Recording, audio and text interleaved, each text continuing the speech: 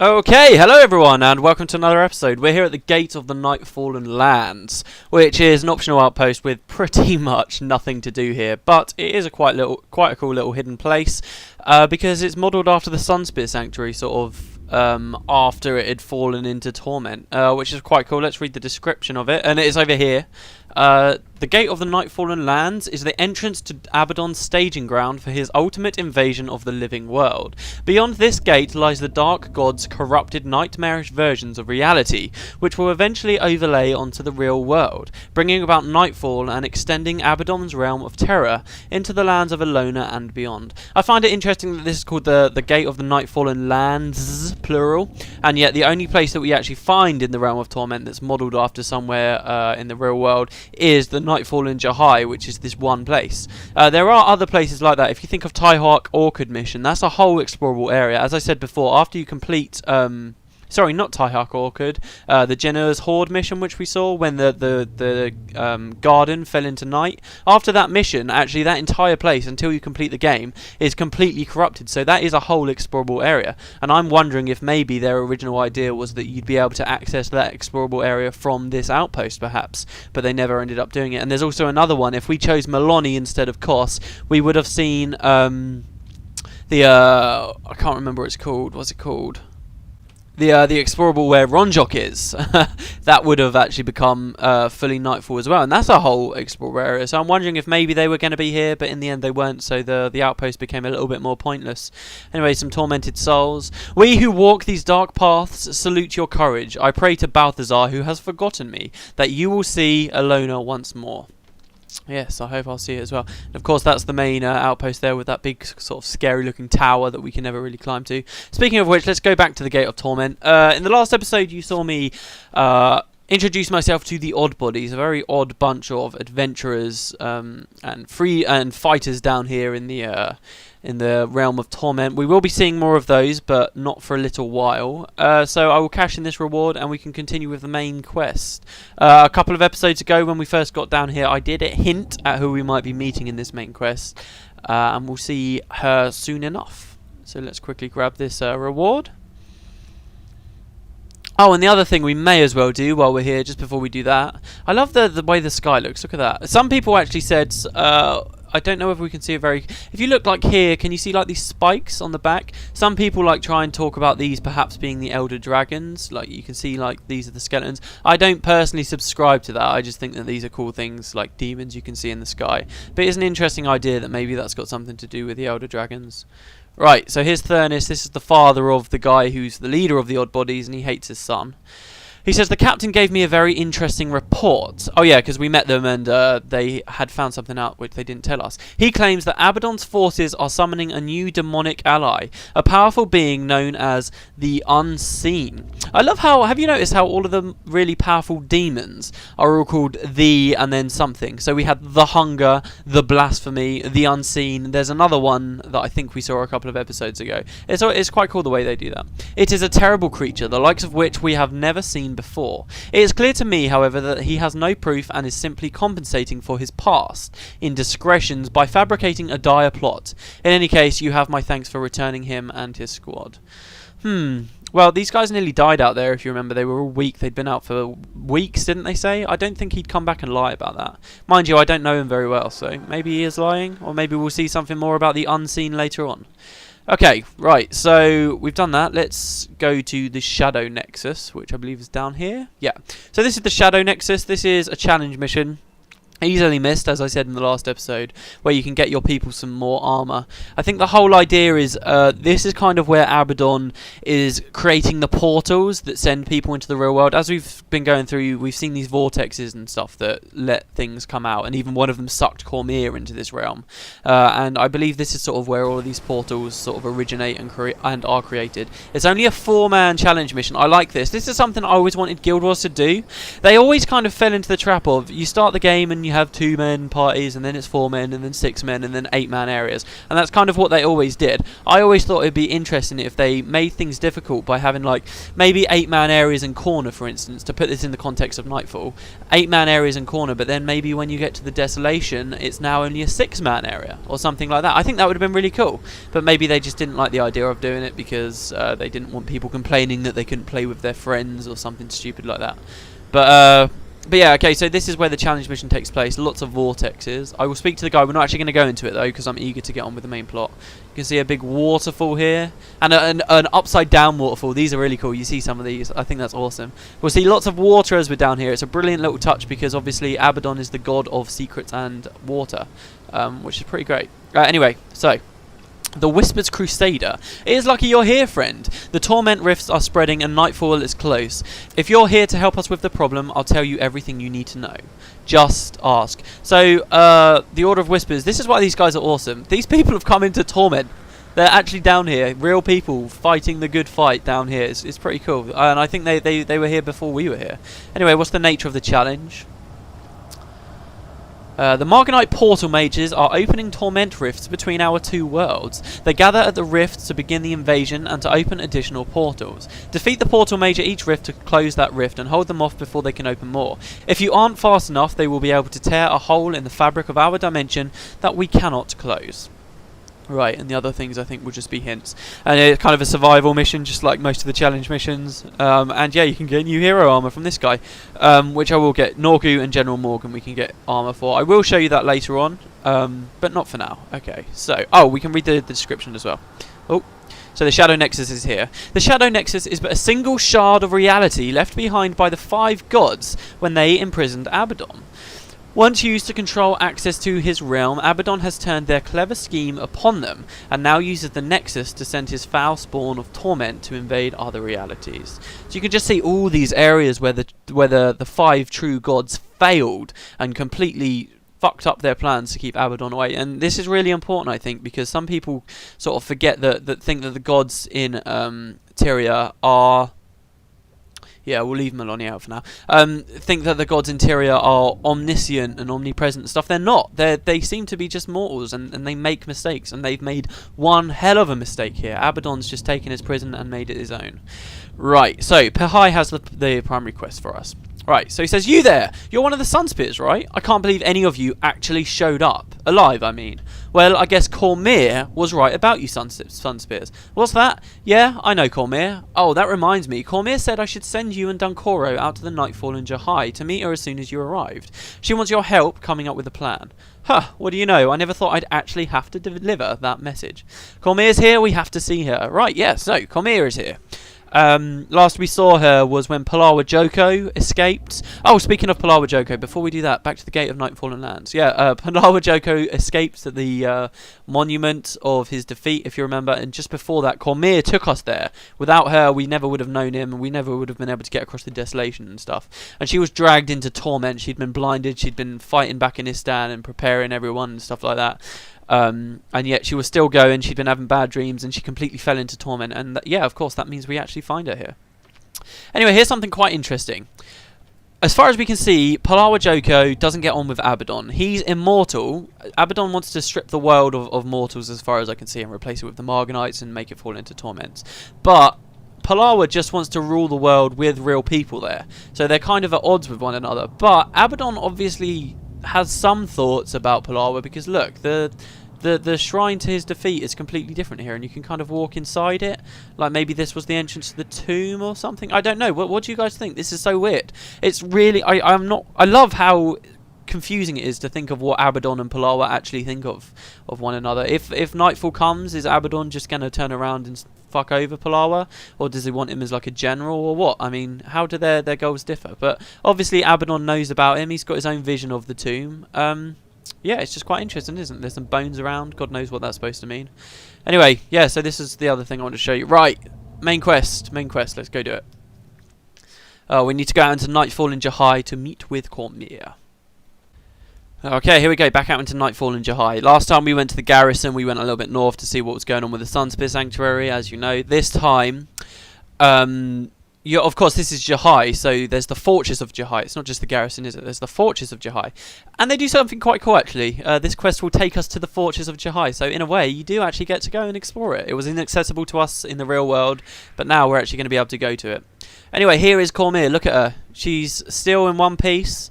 She's, for however many months the storyline was meant to have been going, she's been down here, and we'll see she's got a lot of information. She's been very busy.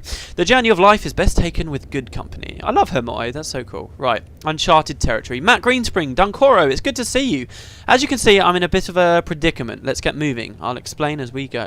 Dunkoro says, what is this place, Cormyr? And more importantly, what are you doing here? Oh, I've got the compass up. Sorry, guys. This is Nightfall in Jahai. It is but a shadow of the Jahai bluffs of our real world. Abaddon has dreamed it into being, and when the dream is complete, the bluffs will fall into night. This is what Abaddon will do to our world if not stopped. I'll quickly turn this off.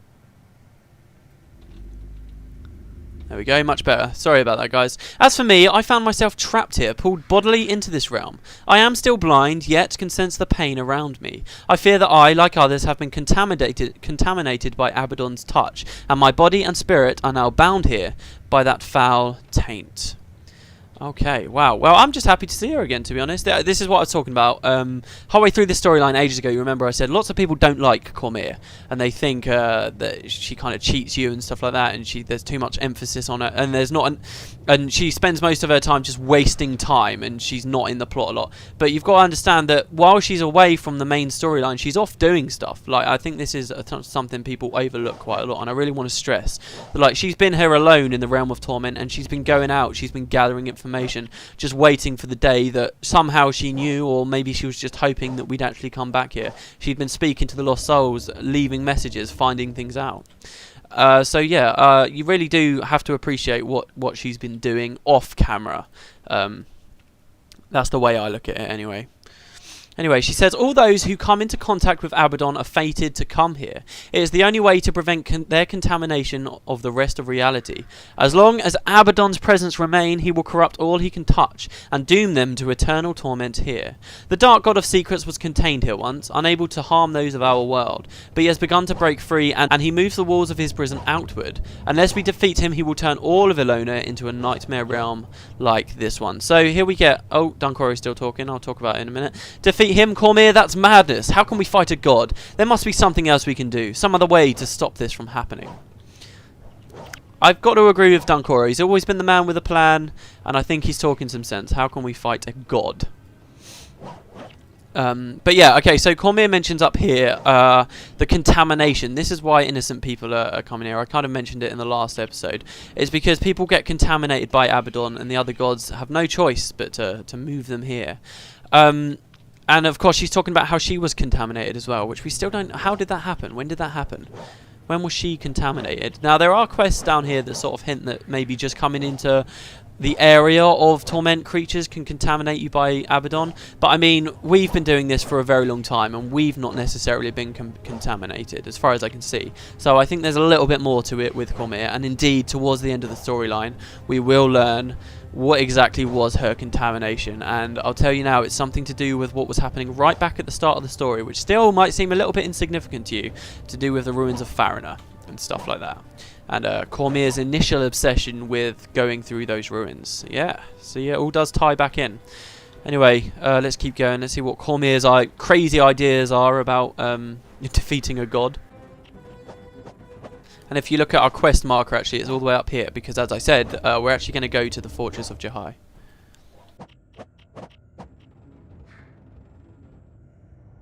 Oh, another forgotten warden. And there's the Fortress of Jahai, by the way. You can see its shadow off in the distance. Let's speak to the warden first. Titans, ancient creatures dating back nearly as far as my own kind, have broken free of their imprisonment. While they plague this realm, many Marganites escape us. The forces of light must stop these titans. Do you have the will? Will you take up the mark of light and fight? I have the will. Show me the way. So, we're going to start seeing titans. Of course, these came from the Realm of Torment. We don't know why they're here. We don't know what's creating them. Except that it's probably something to do with Abaddon, and we'll learn more about that as we go through. In fact, you learn about that kind of right near the end, I guess.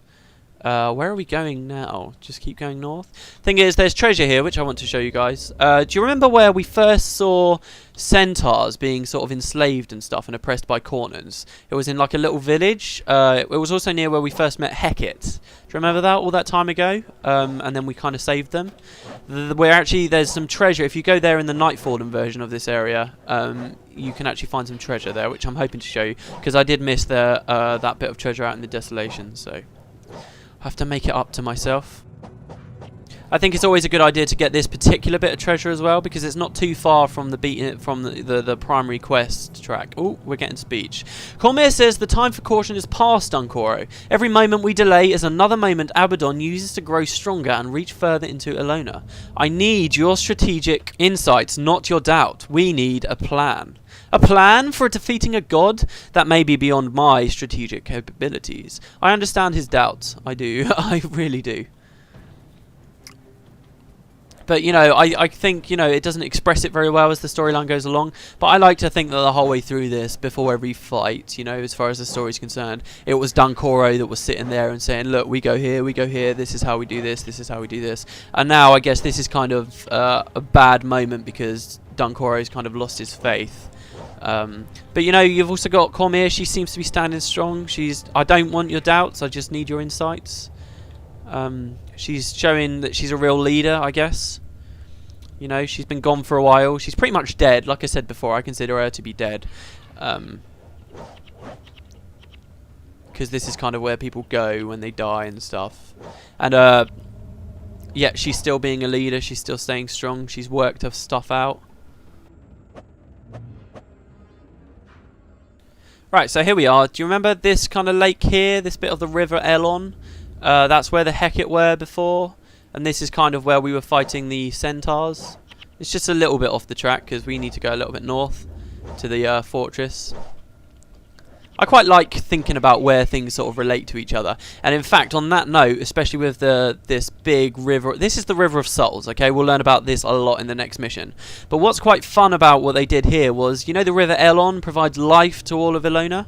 They've actually, in the Nightfallen version, that's become the River of Souls, which is quite an important thing, as I said, in the next mission. I think that was a really cool touch as well, that they actually decided to go through and do that. But yeah, lots of stuff's going on there. Okay, so there's lots of tormented souls here. A Mesmer boss called the Shepherd of Dementia, and I believe she's got an elite skill that you can't get anywhere else. We're probably going to die here because look at all of the stuff over here. Oh, these are Blades of Corruption and stuff, but they're actually allied with me? What's going on with that? Are they going to fight me in a minute? I want to move back, because I don't want them to suddenly try and fight me. Okay, that's them dead. Oh, here we go, and these things are fighting. Actually, I was going to point something out. Can you see this thing here called the Scythe of Chaos? These you might recognise from the Tomb of the Primeval Kings. It was actually these specific demons that were the ones fighting us before and doing all those attacks ages ago. And the Scythes of Chaos, they were actually added to the game before Nightfall, right? And back then, nobody, I guess ArenaNet didn't realise that they wanted to add the Dervish profession, and actual scythes weren't available weapons. So the Scythe of Chaos used to be called Mesmers. Used to be Mesmer profession. So it used to really confuse people because they were called Scythes of Chaos. I think we just saved these souls. That's really cool. And then when Nightfall actually came out, they decided that the ones down here in the Realm of Torment wouldn't be Mesmers, they'd actually be Dervishes, which was really quite cool, I think. Anyway, here's the treasure chest, all of that for this. Got over 3,000 gold and a shadow bow. So now we're in the last chapter of the game. You get crap loads of stuff. It really is worth your time going for these. Hey, and these guys are all cheering for us. Do they speak? We who walk these dark paths, blah, blah, blah. Stay close to her, hero. The future of all rests on your shoulders. Stay close to her. Do you think they're talking about Cormyr? I do wonder how many people know Cormyr. You know, she's been here for a while. I mean, I wonder how many people know that she's here, sort of a glimmering light of hope. Oh, another forgotten warden. God love the forgotten. With each laboured breath, Abaddon frees more demons to plague us. The Realm of Torment overflows with them, ruining any hope we have of controlling the darkness wandering this tortured landscape. Help us restore light to the world, human. Take up the mark and kill these demons. After what they did in Vabi, it will be my pleasure to take a bite out of those demons. Yes, for Vabi. See, I'm wondering if Vabi's like all fucked up as well. I wonder if like what happened to the garden is now happening everywhere. I mean, it's something you don't really get to see, but it's nice to think about what maybe could be happening in the rest of the world right now while we're falling down here. And like, how fast does time move? Could this be like, we're in the mist, so like time becomes all distorted and fucked up and weird. I mean, we could be down here and think we're down here for like a week, but in the real world it could be, I mean, there's no evidence for this. I really am just going off on a massive tangent here, but like, it could be, we could think we're down for a week, but really it could be just a day in the real world. Maybe it could be a year, because after all, it is a few years until Eye of the North happens. I think it's a few years anyway. I don't think Eye of the North happens immediately after Nightfall. It could. Like I said, I'm not sure. Anyway, so this is where all the Khorne troops were that before were just way too dangerous for us to get through. I think it's safe to say if we went back there now, I'd rather fight the elite Khorne troops than all of these demons. But yeah, you actually come up into the fortress, and in the real world, it's blocked off and you can't really go through. Because obviously the whole plot is getting around here, going through the caverns to get to Vabi. But here you actually find that there's an outpost up at the top. So yeah, and it's just significantly more fucked up. Everything's sinking into the ground and there's claws everywhere and all kinds of horrible things. Right, yeah, and this gate is open, so we can go on up. And I thought Cormyr would be talking to us a little bit more, but I guess not. Cormyr and Dunkoro. Usually, if you're don't stop and read it. Usually they'd be just talking the whole way through this. Oh, here comes some titans. A madness titan right here. And yeah, if you remember in Prophecies, the Titans, they have their big forms where they look like these kind of giant demon things. But when you kill Titans, they create more forms, and all of their other forms always look like sort of wildlife and natural things that live in the environment. Of course, in Nightfall, you had the beetles, so the Titans have got new forms in Nightfall, one of them being these beetles. And right, so we're now up here. There was only one Titan. That's a bit weird. We've got the River of Souls here, which we'll learn about a lot in the next episode. What is going on here? Why are there so many souls in the Realm of Torment? They should all be going to the underworld, right? Because that's where people go when they die. I think I talked about that in this series. If not, I definitely talked about it in Factions, because obviously Shiro Togachi was messing with what happens to people when they die. But yeah, so we're going over it. And here we've got a tortured Sunspear, who has something to say, and there's an outpost behind him. Well, a fellow Sunspear, you're not someone I expected to see. Ah, there you are, Matt Greenspring. Okay, that kind of contradicted itself. Cormyr has asked me to show you something. What did Cormyr want to show us? Are you sure you're ready to move on? We're entering into dangerous territory. Oh, so Nightfallen Jahai wasn't dangerous enough, no? Wow, okay, so we're now in the domain of pain. So a theme is gates in the Realm of Torment. Another theme is it's split into domains, okay? There's all these different domains in the Realm of Torment. And the first one we find is the domain of pain, which also happens to be a mission. So here's the river. You seem troubled, Dunkoro. What's the matter? We should not proceed. This place is madness. Let us retreat to our own world and prepare defenses there. Would you abandon those trapped here, Dunkoro? I would, if it would save the rest of us. Father, would you sacrifice me as well? Son? Is that you? It is, Father. Help us now. You are a good man. Why are you here? The power of Abaddon taints even those who oppose it. Such is all our fates, unless Abaddon is defeated. Then there is no running away from this. No. No. We must press on. We must destroy Abaddon. We must save my son. Well, there we go. So it's a bit abrupt, but I like this. You know, we've learned a lot about the past of everyone we've been with. Have you noticed that? All of the heroes. We've learned a lot about their past, but Dunkoro has just been the tactician. He's just been the guy that knows what to do, and we've never really learnt about his past or anything to do with him. So they kind of throw this thing at you with his son, and it is abrupt, but I kind of like it, because it's like, oh, holy shit, I didn't know anything about Dunkoro. How is this possible? He was one of the first people we ever met right after Kos.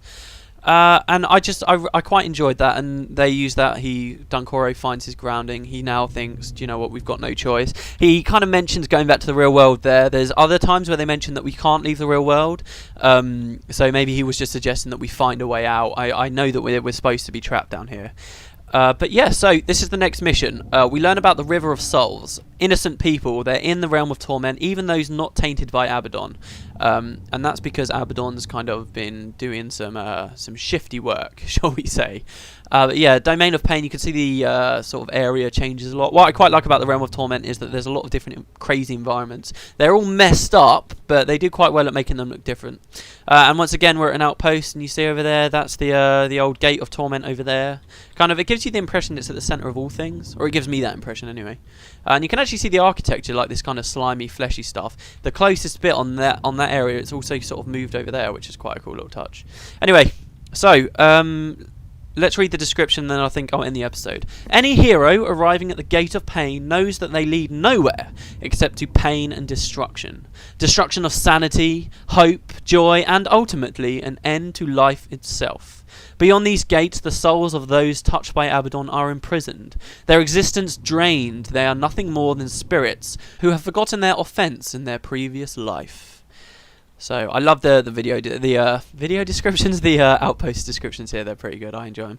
Anyway, so guys, I will see you next time for this mission, and we're going to do some more sort of secondary quests next episode, hopefully, and various stuff like that. So yeah, I hope you enjoyed the episode, and I will see you next time.